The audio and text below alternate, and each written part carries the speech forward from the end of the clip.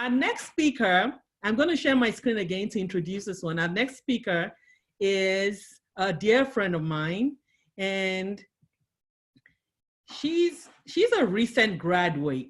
I told her a few years ago that we were going to do something special together, but I did not know what. And I'm not going to say a lot about her so she can get right onto her speech, but she's just an amazing, poised lady. And she just recently, she was working with BET programming, and she's into performing arts. She's majored in theater and writing, and she's just an awesome person all around. So I'm just going to give the stage now to Sabrina Odigie, and she's going to talk to us about the trajectory of success. Thank you so much, Toyin. Can you all hear me? I think I unmuted myself. Awesome. Thank you. Janet, I don't know how to follow you up. You're amazing, so positive. But I also, it's an amazing segue to what I'm about to say, because my family is very much like attitude of gratitude, right? Like grateful, like at the top of every year, we're like, what are we thankful for this year? What are our hopes for this year? And I feel like that has set me up it has given me the tools to handle the curveballs that life throws, because I am someone who has experienced a ton of curveballs. As much as I love to plan, and I do, I'm someone who will like make a list just so I can cross things off, or color code just so I can like make a cool little design once I've completed everything. But all of that planning, you can do that, and then one little thing can happen that affects the rest of your life. So, for example, when I graduated from high school in 2015, I was going to attend the University of Southern California. It was the first time I would have ever lived so far from home for such a long time. And the moment I arrived, I realized that I wasn't ready. So obviously it wasn't what I expected, because when I applied to college and when I applied to, for this next chapter of my life, I was like, I'm ready to take life by the horns. This is going to be amazing. But then I had to come to terms with the fact that maybe I'm someone who needs to be closer to family. Maybe I'm someone who needs to reevaluate the things that I thought I knew about myself.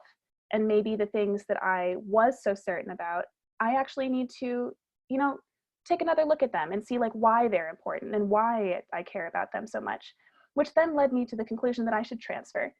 So I changed my schools. I went to Washington University in St. Louis, and it was amazing for me because, well, I mean, again, if you're someone who can travel far from home, by all means do it. It works for some people, but it turned out I was not ready. I think if I had taken a gap year, absolutely.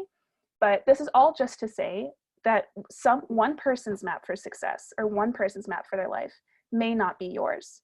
And I had been following what everybody else's map, and I just expected it to work out for myself, because it had up until that point.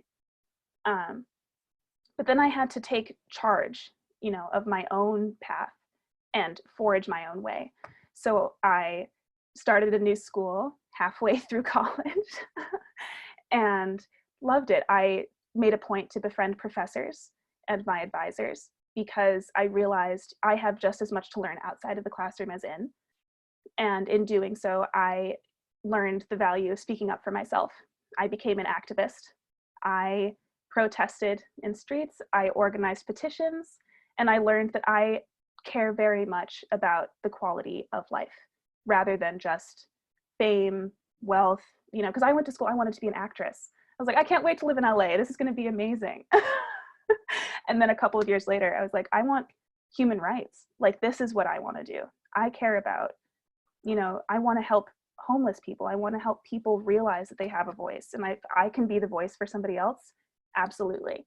So this is also going into my next point, which is that success, I think, in our culture / in our society has been defined largely in part by how much money you bring home, by how beautiful you are, how perfect you seem. But that's just not real. Life is not perfect. It has never been, and it never will. So it's about, in order to find happiness, which is what I think success is, I think happiness and pride, not negative pride, like not being prideful, but being proud of what you've done and what you contribute and what matters to you. I think that is what success is for me. So I think the trajectory of success for you, no matter where you are in your life, is about understanding yourself and how you fit into the world around you, figuring out what your role is. And it's very possible that your role will change. I think it's actually going to be increasingly likely that as you age in this increasingly digital world, increasingly global society, that your role will also be changing. You will evolve year to year. I am already so different. My partner and I were just talking about this last night. We were saying we are so different from the people we were last year, just because, well, for one thing, because of COVID. Being inside made us reevaluate our careers because we're both in the entertainment industry. And I was laid off. So my plan to network, you know, and meet people and build an alliance of Black family and Black friends changed, kind of. So now it's not just about going into an office, it's about how can I spread content? And the content that I want to spread is compassion, knowledge, you know, that kind of thing. So it is okay to completely reevaluate and take another look at what you want to be doing. It's completely okay. And I actually would say the more you can do it, the better.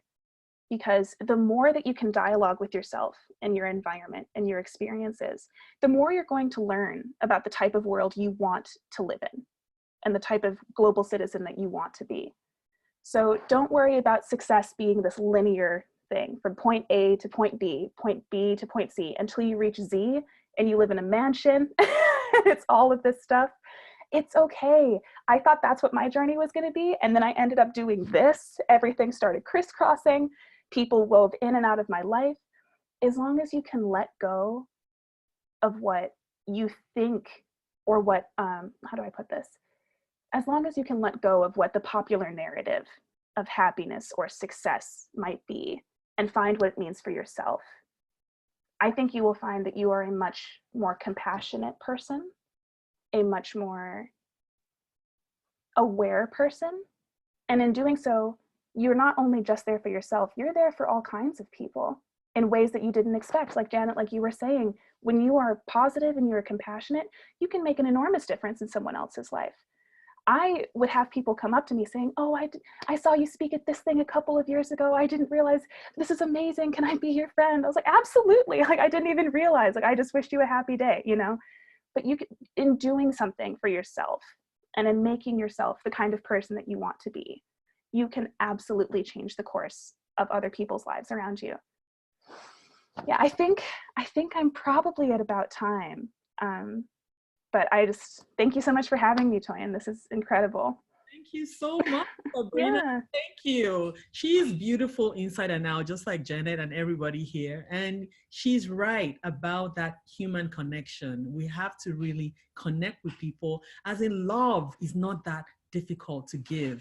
You know, we have to impact love and compassion for others in us, and I think our world will be a whole lot better. You know, this whole thing was put together because of love for people, and I'm all about love for people and impacting lives.